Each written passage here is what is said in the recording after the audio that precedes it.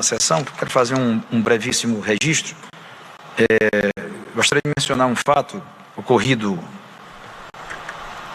antes de ontem, quando o ministro e colega do Supremo Tribunal Federal e também já votado como membro desta corte, ministro Flávio Dino, revelou ter sido alvo de uma ameaça no aeroporto. Críticas ajudam a melhorar pessoas e instituições, mas atos de desrespeito e intimidação são inaceitáveis.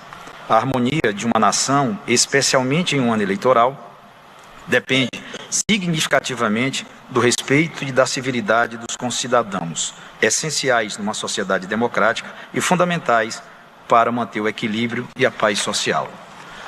Não havendo mais nenhum processo a ser julgado e nenhuma urgência posta pelos senhores ministros, agradeço a presença de todos, desejando ótima noite e declaro encerrada esta sessão.